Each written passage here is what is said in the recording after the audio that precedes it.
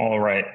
So welcome to this product demo of Swimm's knowledge transfer tool. I'm Ricardo Lopez. I'm the Swimm solution engineer. And we'll go ahead and dive in with some overall concepts as well as show you a live demo of the product. So without further ado, we'll get started. So first things first, one of the things we know about documentation and the industry feels it is that knowledge is very rarely written down, especially when it comes down to code. And if it is written down or documented in some form, it's very hard to track and maintain, so usually becomes outdated. And also, if you have multiple tools, or if you're using only inline documentation on one side, architecture docs on another, it does become quite difficult to search for what you need to find, especially when it comes down to code explanations in various mediums that you may be using to attempt to document.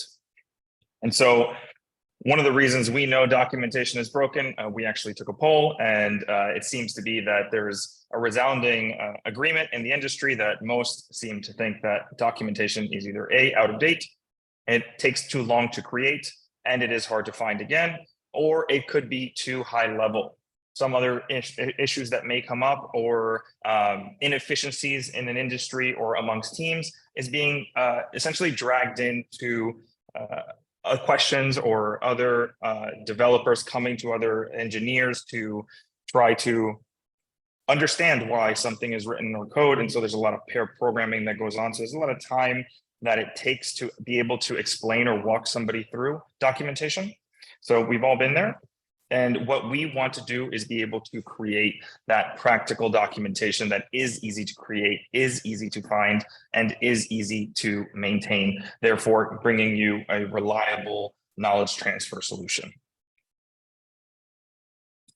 So that's basically our mission, is to help development teams be able to share knowledge about code. So that way everybody can understand, contribute, and also be self-sufficient in a much quicker fashion. So why use Swimm? There are various reasons as to why you would use Swimm, not just knowledge sharing when it comes down to the code that is written, but there are also best practices that you can establish with a tool like Swimm, and also effectively onboard users through a knowledge collection of documents that'll show you how we basically put that together in playlists a little later. And this allows you to be essentially more collaborative. So what I'm going to do is I'm going to jump into the product now and show you how we operate within Swimm. So we have two plugins. One is for VS Code and the other is for JetBrains. Both work independently as well as equally in terms of your experience. And each developer can choose what he or she wants to use. And so what you'll see here is this wave indicator. So once somebody has the plugin installed here, anytime there is a document that references a snippet within your source code, you'll have this indicator here. And this indicator, when you hover over it, it's basically Swimm's way of telling you, hey, there is a Swimm document that is related to this code. And so a user is able to see that. And if he or she wants to understand what is happening, why is this code written the way it is? What's the purpose of it? We can go ahead and click into it. And you'll see that the document will open side by side alongside next to the code. And so if we click into the doc here, you'll see that this is the exact snippet that is referenced within the Swimm document. And so it becomes really easy for you to be able to learn about this explanation here, where every command has a file with this particular name of my built-in in this folder. And we understand that this file includes this command of command add. And so what makes this valuable is now I can see the reasoning behind this particular snippet, and then I can continually move forward for the rest of the document, which does also highlight other important values or references that must be used. In this case, we want to specify that this particular function must be declared within this file.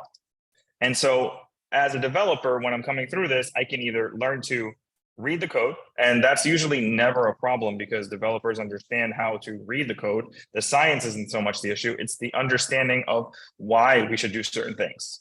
And so as I build out and go through here, I can click and open the file that is referenced within the Swimm document. I can continually go down and open the next file.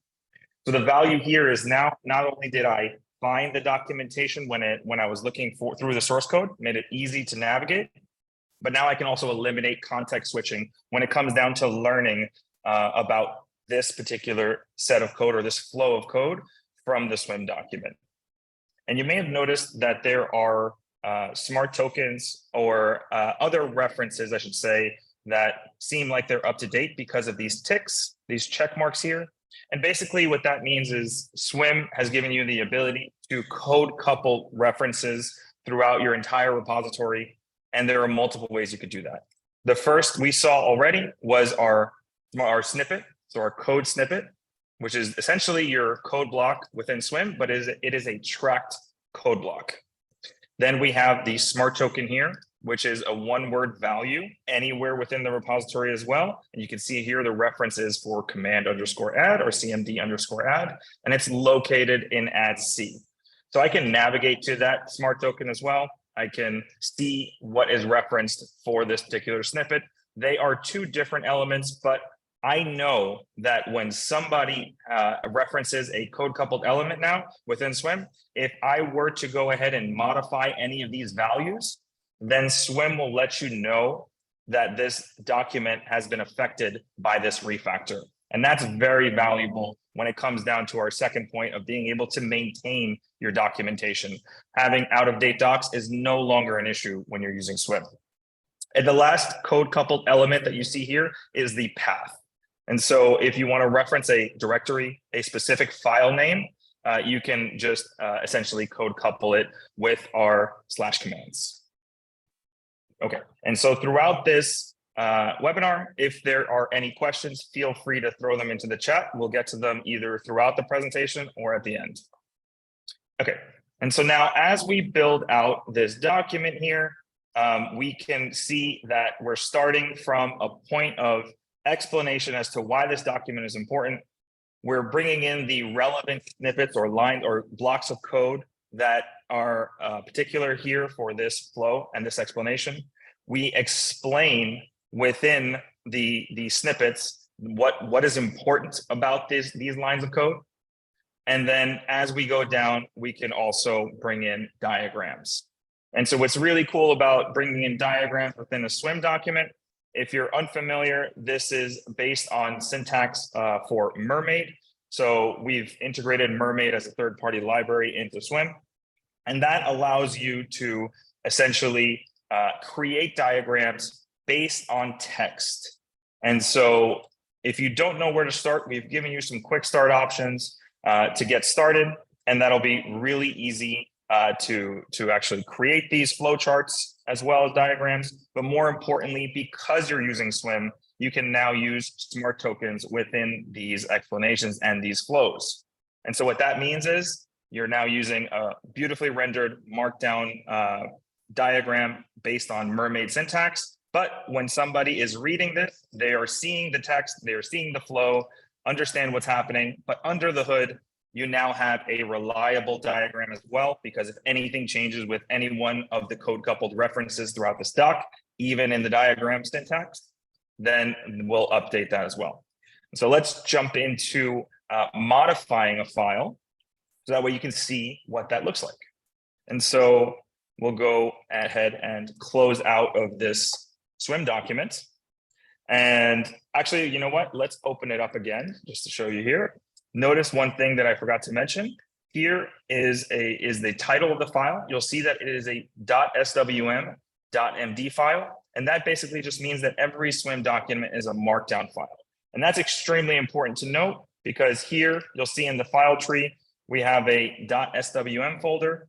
And this .swm folder houses all your Swimm documents, and they will always live here in your repo. So what does that mean from a point of security? It means that we as an organization never have your files on our servers. Essentially, you host all of your files locally. You have them in your repository, whether it's remote or local. Essentially, Swimm does not store or host any of your files. So you can basically use Swimm for 1 day or 15 years. and you will always have the knowledge that you've created for all of the documentation throughout your repository. That's really important to note. Okay, so let me go ahead and close that file again. And we're going to start as if we are creating a file from scratch. So let's go ahead and open here our plugin. And so you'll see that I have multiple repositories here. And this is the repository we're in right now, is Git Source Playground. And it has this one document that we were just showing. So let's actually go ahead and just create another file. And if we go back to our file tree, notice that we have the untitled doc here. So let's give it a new title, and we'll say Demo July 25, and save it. That's great. Okay, so now from here, actually, I made a mistake. Let's go ahead and say we want to add, let's say we want to add a payment. Let's say how to add a payment for Stripe. Let's just pretend like we're going to use Stripe. So we're going to rename that. And so there are multiple ways we can get started with within a Swimm document. The most basic and the core way we recommend anyone to get started is to actually add your snippets. So you are working through your code in any file, and you can begin by initializing with your / command, right? So when you initialize your / command, you have a host of Swimm commands that you can use.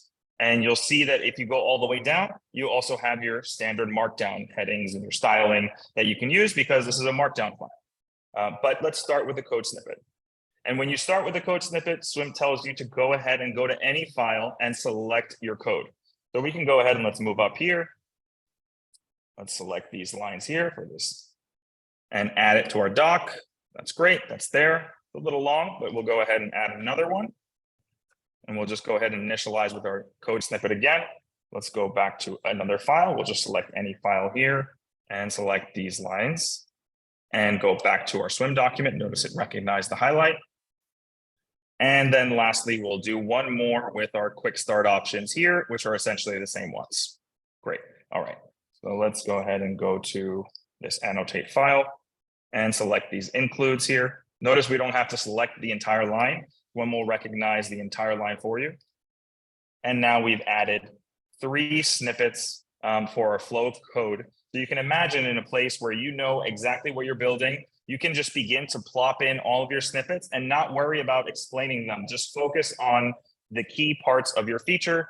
And when you're bringing in what every developer should understand about your code, bring in the key pieces that are not so explicit. You don't want to explain the snippet, word or code line by code line. That's not the value of Swimm. Here, you want to be able to explain why this is important, what the developer should pay attention to. Perhaps this could be an example of something that they need to, an example command that they need to run, and they just need a live code example here to give them context.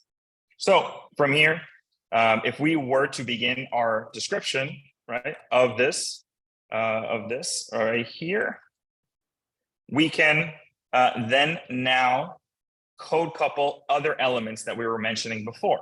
And those are 2 more that were left. They were the smart token and the path. So you would do that by essentially initializing with our / command. And if we wanted to write a path, all we have to do is click it, and it'll open the entire file tree. Since it is reading from local and it's seeing where your whole tree is, you can just go ahead and search for the file you want and click it and confirm it. And now you have it listed here with the full path. And anytime that changes, or add.c changes to add2.c, then we're going to let you reconcile that, or we're going to have Swimm notify you of the reconciliation that needs to be made. And then lastly, for a smart token that you need to bring in, you would initialize it with a backtick, or if you start with your / command, you have the option to click, which will convert it for you. And then you can begin to now search for values that are referenced in this document, as well as throughout the entire repository. So you can see that if you want to reference something from another file, you could do that as well. And so it's just a matter of selecting the value you want to explain here or leave as part of your explanation. And now you have that code coupled reference within your snippet. So that makes it really powerful to be able to tie together all of the elements that you need to focus on, and also have the maintenance of the document stay true when things change. And so here, I'm going to go ahead and do something a little bit different. So we recently just launched our AI initiative to help developers create context behind their documentation. This is a feature that you have to enable on your workspace. So it is a decision that you'll make to be able to work with our connection to OpenAI through their API. And so from here, if you want to use AI to be able to create descriptions, all you have to do is just click this little button here, and you can now begin to generate a description based on this particular snippet. And so you see that we have a whole explanation. We have some code references that are in standard Markdown. And if we think that these are great, then if this explanation is good to go, then I can either leave it like this, that's great, but why not convert this into a smart token since we are using Swimm? So we can just go ahead and initialize that and write check underscore mail options. You see it's already referenced in the snippet, so very easy to identify. And now we can begin to code couple these other elements as well. Okay, so it becomes extremely easy to be able to do that. Oh, let me just go back. Let me backtrack that and try this again here. Great. Okay. So you see the point how it's pretty easy to essentially identify the different types of elements within your document and code couple them so that way they become reliable. So let's go ahead and save this file. And so when we save this file, you'll note that it's part of our source control. So how to add a payment for Stripe. Since this is a Markdown file, this is documentation as code. So that's very important to note, and is exactly within your wheelhouse for your workflow as a developer. So now if we were to go ahead and exit out of this particular document, let's exit out of this one as well. And notice we have this particular snippet that we brought into the doc. It has our indicator here, right, for that reference because we added it to this document. So once you save that file, every developer will see this indicator here once you push all of the changes to remote. And as you're developing, if for whatever reason in the future, I decide to refactor this, and let's call this repo 2. Let's save that. And let's actually go to line 475 and let's change command add to command add 3 and save that. And if we go back thinking we're done, but we forgot to update our documents, our Swimm docs, we can always have a failsafe here to check within the Swimm plugin in the IDE. And you see that because I made 2 changes, 2 documents were affected. Let's go to the one we just created and let's maximize that. All right. So now we see that there are 2 suggestions here. So there's 2 code coupled elements that seem to need changes. And if we go down to the rest of our doc, everything else seems to be good. So let's go ahead and see what the changes are. And we see it's command add 3. What does that mean? That means here's our diff. It changed from command add to command add 3. That's correct. We know we changed that. So all we have to do is accept that change. And now that is code coupled and up to date. And the same goes here. So we changed this to repo 2 from repo. So we can accept that change. And now the Swimm document is updated and that snippet and every code coupled element is good. So the very next step for us is to save it. And we can check the status again. You see that there's still the 1 document that hasn't been reconciled. And so we go ahead and go through that process again. And here command add 3 was modified here. And it's the same change that we did for this one here. Okay, so let's save that. We're good. Check the status. And now we are up to date. So now we know that after reconciling this Swimm document as well as the other one, when we push our changes, these changes are going to have the most up-to-date documentation. And so you're in your development workflow. We have reliable documentation from the start. You've now shifted your culture of documentation because it became really easy to create this as well as maintain it. throughout the process of your development or refactor over time. Okay, so I'll check to see if there are any questions. No questions. Okay, so we will move forward. We have about 10 more minutes, and I will go through another example here in the web app. But before we do that, since we actually went through the IDE and we pushed all of our changes, we also have a Swimm GitHub app that you can install on your organization. And this app will essentially analyze all of the changes that happened on the commit history for each PR.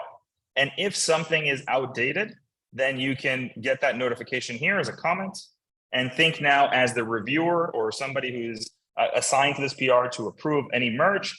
You may want to either A, just tell the developer to go change or update these docs before you merge it, or B, block the PR. Completely up to you. And so if we wanted to go change or update and reconcile this document, then we would just simply click into it. And then we would see the changes that need to be made here. And now you see that the workflow is very similar. So we can go ahead and accept these changes because they are linear one-to-one changes. And you see here, even the file name changed in this snippet.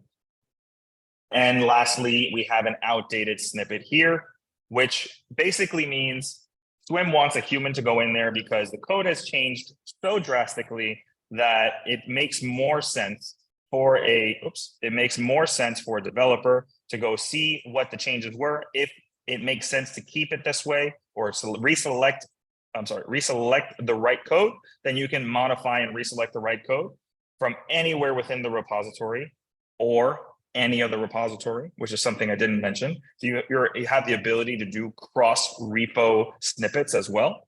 But if it's something obsolete, we can just go ahead and remove it. And now we're all set.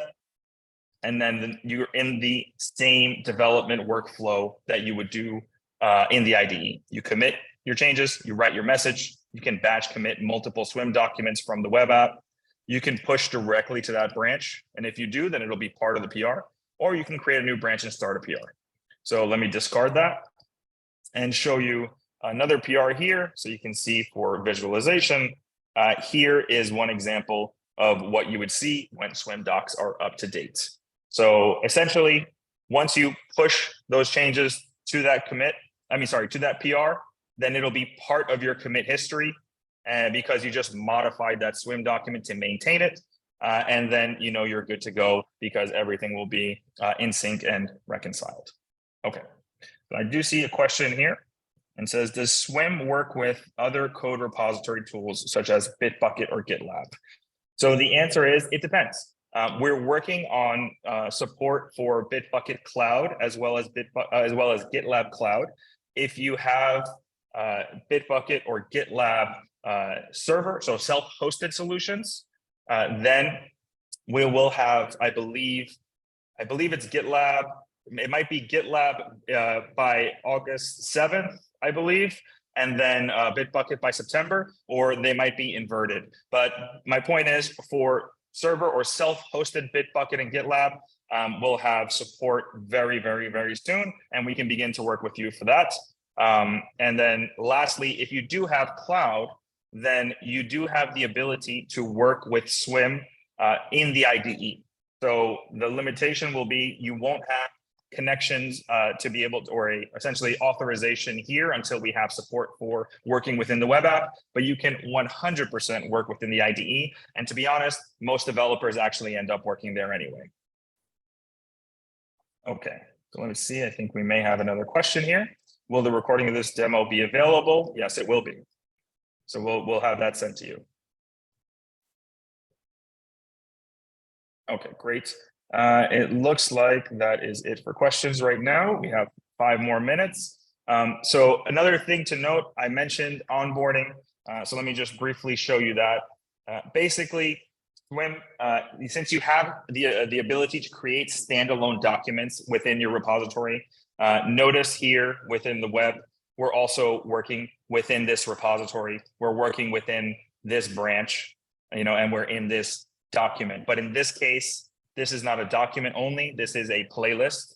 And so you have the ability to create a collection of documents or resources in a set of steps. So think when you have somebody who's getting onboarded onto your team, whether it's a new employee or somebody in a cross-functional discipline that needs to learn about your architecture or your best practices or anything they need to learn about your ecosystem, they can come in here and go through an entire playlist of steps.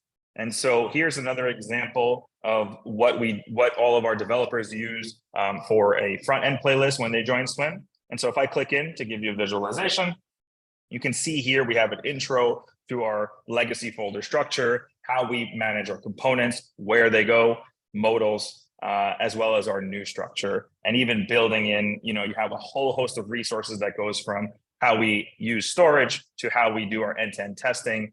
And I can skip through multiple sections here to learn how to use our testing environment in the most efficient way, with examples, with the custom commands that we use internally. So this becomes a very, very important document to actually learn and be self-sufficient within Swimm. And we've seen a lot of clients notice that developers actually are onboarded much, much faster when this is all built out. So that way you don't have to pull people and teach them one by one in terms of what they need to do to be able to contribute to everybody's ecosystem. Okay, great. So we do have about 3 minutes left. So we've gone through how you work with Swimm within the IDE, which is, again, 95% of the time you will be here. And your entire workflow is based on what you already know as a developer. It's your development workflow. Creating documents or adding to documents is very easy. It's just a matter of going and selecting or highlighting your code coupled references, or even adding a diagram here, you'll see, right? It's very easy to add, and building it throughout your development lifecycle.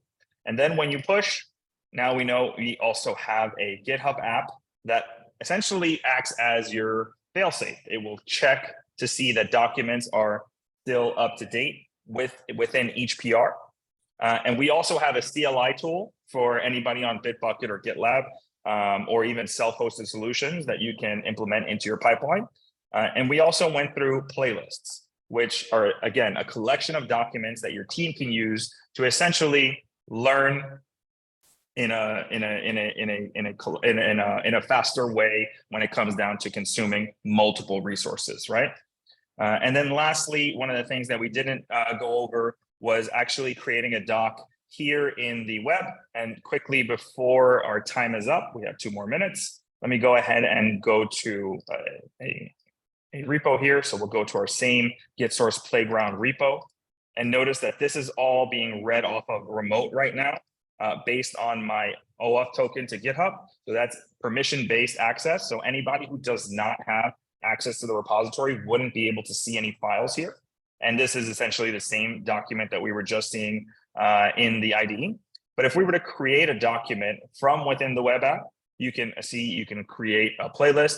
You can start from some pre-built templates. You can also import existing Markdown files or Notion or Confluence Markdown files. But one interesting one is starting from a PR. So let's go ahead and start from an open PR. And notice that I actually have 2 PRs here. Actually, let me go ahead and change my branch to a different branch and initialize that process again, because I have an open PR that works really well here.